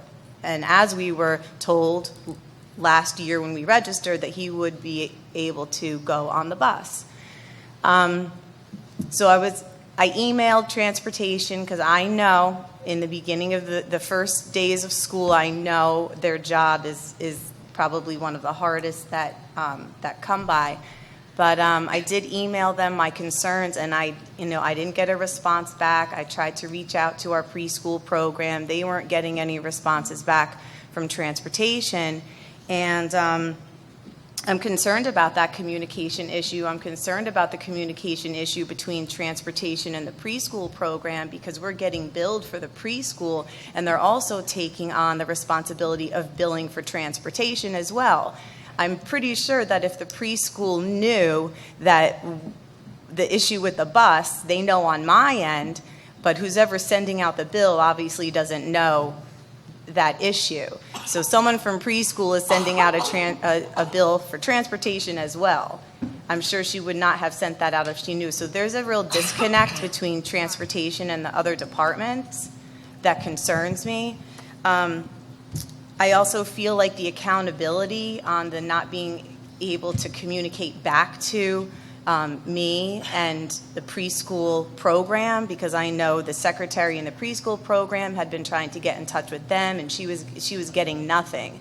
No one could get any information from everyone, and everyone's throwing their hands in the air saying, I don't know what to do. The other thing is, I see that, we've contracted a lot out in busing. And, I don't want to say, when I went to school here, but when I went to school here, our bus drivers were the same bus driver, from kindergarten to senior year. I mean, they lived in Hillsborough, they were part of the district, they knew the bus routes like the back of their hand. And now I kind of get the sense that we're getting these contracted busing companies that they don't know the area, they don't know the routes, they don't have time to practice them, and we have children as young as 3 years old on the bus. So, that my concern is, I know transportation works hard, and I'm not pointing fingers. I just want, a little help in trying to make that work a little better, because I know there's a lot of frustration around the transportation, and I heard that one of the tuition kids is getting transportation, but there's a lot of us that aren't getting transportation. We're not being told when it's coming. I heard that my son is listed on Genesis as having a bus, but no one has told me when, where, who, what, or how. And I have a babysitter that I need to communicate with because she also needs to get from one place to the other in enough time for her. So, I just wanted to talk to the board about my concern. I feel like when we're outsourcing, we're not getting that interest in the community. And, the first couple days they had papers that weren't sure of the routes. And, there's a lot of confusion, and I understand that. I totally understand that. But my points are, the no communication, the no accountability. Everyone just kind of says, oh, it's you, it's you, it's you, it's you. And then no one takes anything. No one has a responsibility towards it, no accountability, and the outsourcing that concerns me when we don't have like our in-house people that are really taking care of us, whether it's janitors, substitutes, bus drivers, aides in the classroom, things like that. And I know that's been on the table and that's been an issue before, so I'm just expressing my concerns. Okay. Thank you. Thank you for sharing your concerns. Mr. Mahmood, who's the business administrator who oversees the transportation department, heard your concerns with regard to that. With regard to contract bus services, over the past multiple decades, we've always contracted buses. We've never had our own internal fleet like other districts do. So Okay. Maybe with we that, could look into some issues that poses. Yeah, that's going to happen as as routes are up for bid. Right, I there's- understand. Yeah. But appreciate you Yeah. expressing Thank your you concerns. very much. Thank you. Can I just ask Mr. Schiffer, I have a question about this, just really quick. It has to do with one of the things that she said, that we didn't have practice runs. When I spoke to Dr. Schiff, I believe it was put in many of the bids that there were practice runs done throughout the district before school. Okay, I just want to make sure.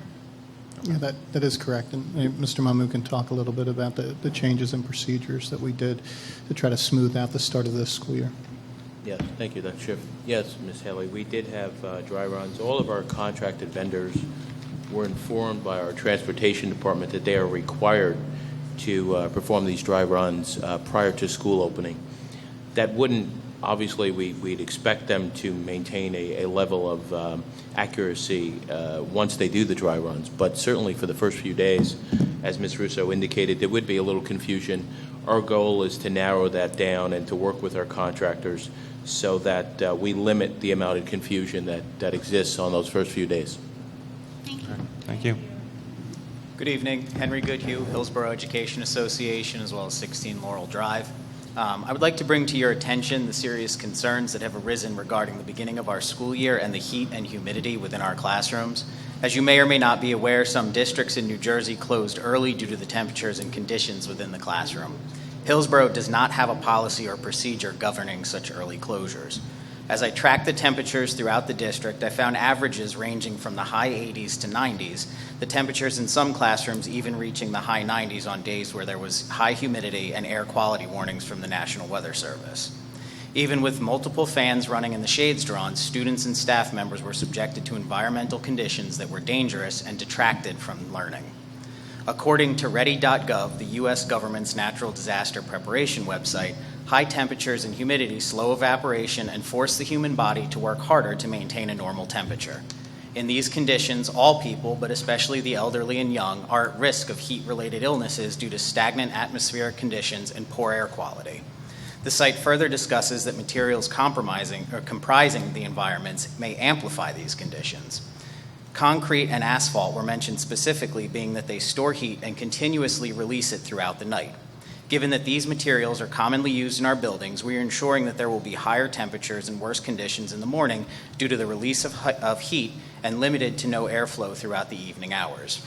Aside from the physical effects of heat, I ask you to consider the educational ones. Studies have found that extreme temperatures impact the brain's ability to function, given that the body's focus becomes maintaining a healthy temperature. Other studies have directly addressed the impact of high humidity and memory function. It was found that high levels of humidity, typically accompanied by high temperatures, lowered the ability of participants to concentrate and memorize material. The conditions of these studies were being recreated in our classrooms. I ask you to consider the Hillsborough School District mission statement, which details the district's commitment to providing students with a superior education. Our staff members are proud to live up to this proclamation on a daily basis and do everything within their control to ensure the quality of our students' education, but they have very little control over the environmental factors within their classrooms. Lower test scores, decrease in memory ability, lack of energy, and losing focus are just a few symptoms of extreme temperatures within the classroom. Students and teachers suffer these symptoms alike. Water bottles and movement to other locations are simply not enough to ensure the quality of our learning environment and the safety of our staff and students. We need to plan for the future and look to ways to control these factors, but also cannot ignore their immediate negative impact within our classrooms. I ask that the board investigate this issue further, consider its detrimental physical and educational effects, and institute a policy governing the operation of our schools on days where temperatures are in the extreme. Thank you. Thank you, Mr. Goodhue. New business? At the end for us. What? Oh, okay. New business? New business? Well, I'm going to respond to something somebody said, but we have our shot, right? Okay. What? Oh, not yet. Hi. Third, Me again, Sarah Went, Terhune Lane. I also wanted to bring it to your attention that every year there are policies and regulations that are required to be annually disseminated to all parents in the beginning of the school year. Last year, I emailed the board on September 5th reminding you about documents such as these, that needed to be annually disseminated to the entire school community. Last year, the policies were finally disseminated on September 19th, but without Regulation 5331. Now that we are over 3 weeks into the 2015 school year, why haven't you disseminated these policies and regulations yet, as they are required to be disseminated at the beginning of the school year? I didn't think again that I needed to remind you to disseminate your own policies and regulations. I don't know who is responsible for doing this, but there should be some accountability at the top for it not being done. Dr. Schiff, since you value technology so greatly, I would expect you to have the system set up to automatically address and disseminate requirements yearly, so I don't have to remind you yearly to do this. Thank you. Okay, thank you.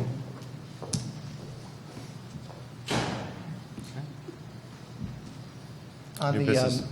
okay, so I'm gonna pretend this is new business. This is the first time we talked about this in many years, but I've been an advocate for a district-wide policy about classroom temperature. The last time we talked about this in any detail was, unfortunately, several years ago, when we passed, and new board members are going to be surprised maybe to hear this. We have a policy in this district for temperature control for classroom pets, animals that are brought into the classroom, even fruit flies. We even have a policy about proper temperature to keep fruit flies, but we don't have a policy about temperature in our classrooms for students and teachers. I couldn't get any traction on it years ago. I think it's something to look into.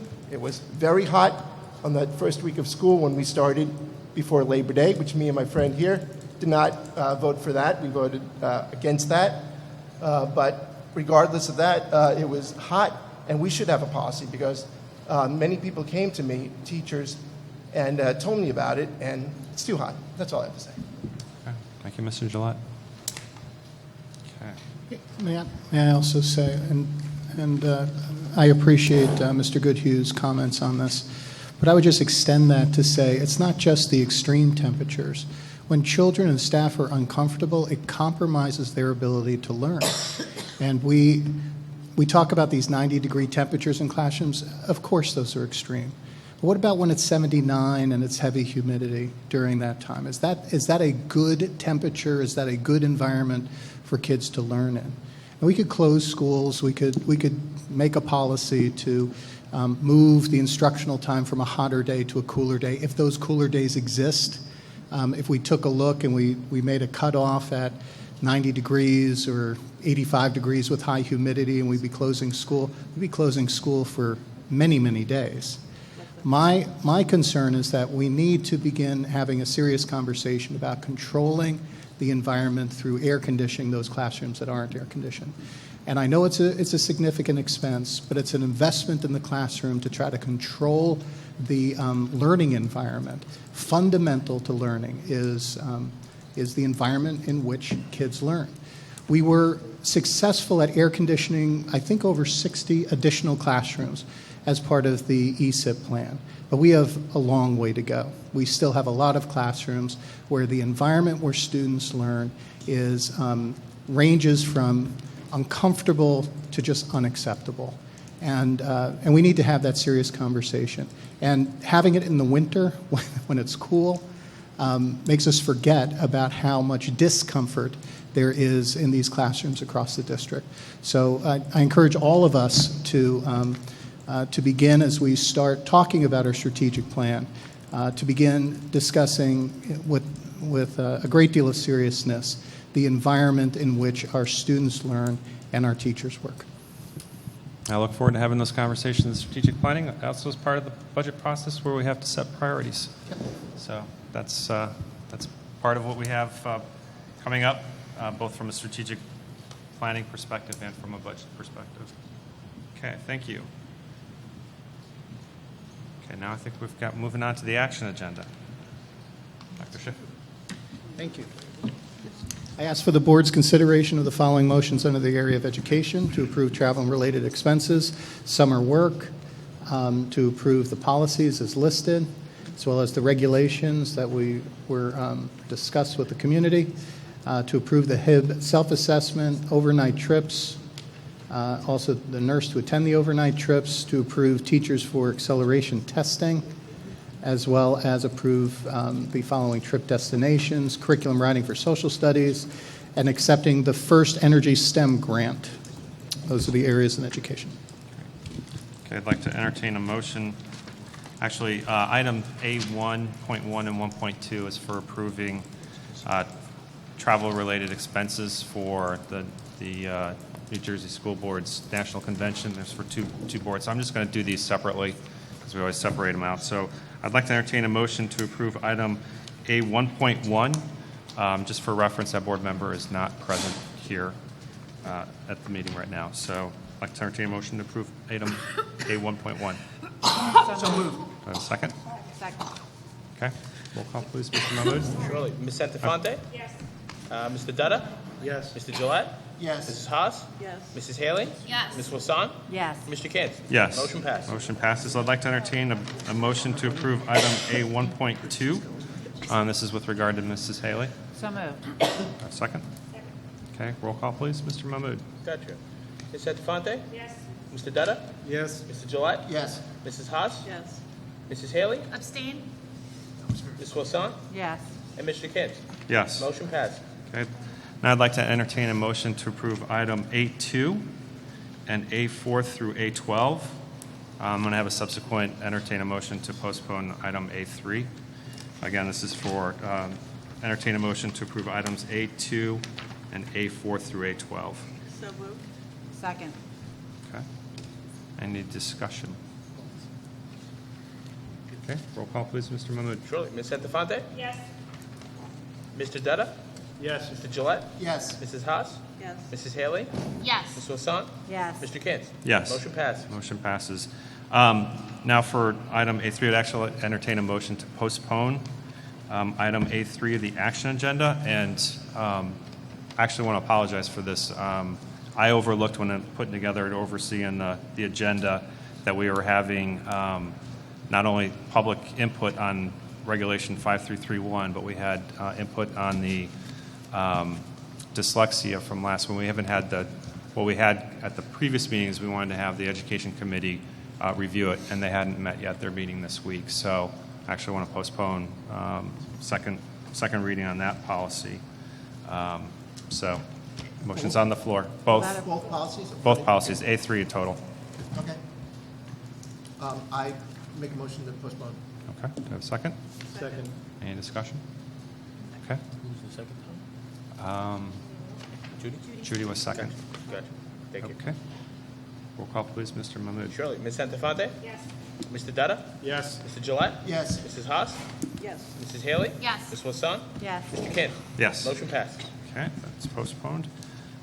Continuing on with the action agenda, Dr. Schiff. Thank you, Mr. Kentz. I ask for the board's consideration of the motions that I'm recommending under the area of human resources to approve the resolution for additional assistant positions as per IEP needs, to approve the retirements, resignations, revised leaves of absences, group changes, contract changes, transfers and change in assignments, leaves of absence, and approve the appointments of long-term substitutes, instructional assistants, volunteers, substitutes, and affirm the appointments of a school psychologist, long-term substitutes, instructional assistants, coaches, approve the co-curricular and intramural advisors for 2015-2016, approve mentors and buddies, approve student teachers and extra period coverage, 6th period coverage, group changes, also approve Hillsborough High School Media Center extended hours, approve REACH testing advisor,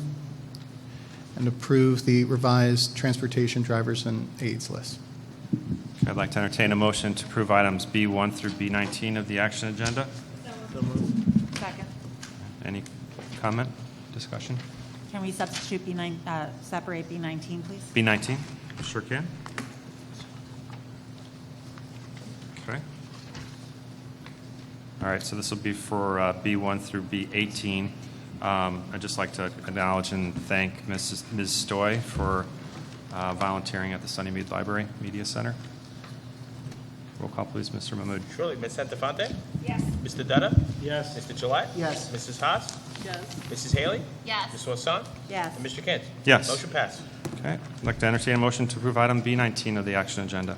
So moved. Dina. Second. Thank you, Greg. Greg. Any discussion? Okay. Roll call, please, Mr. Mahmood. Ms. Santafonte? Yes. Mr. Dutta?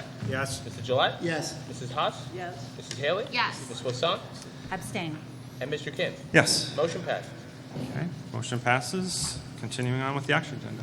I ask for the board's consideration of the following motions under the area of operations to approve line item transfers out of district placements for this school year and accept the donation of wood crafts from Darren S. Lawrence.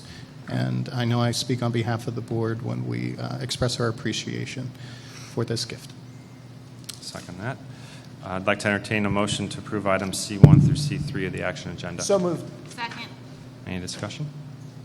Okay, roll call, please, Mr. Mahmood. Sure. Ms. Santafonte? Yes. Mr. Dutta? Yes. Mr. Gillette? Yes. Mrs. Haas? Yes. Mrs. Haley? Yes. Ms. Wasson? Yes. And Mr. Kent? Yes. Motion passed. Motion passes. We have the information on suspensions, and now I'd like to open comments to the public. And this could be old business or any business. Okay, seeing none. Any announcements, new business, old business from board members? Dr. Sasan.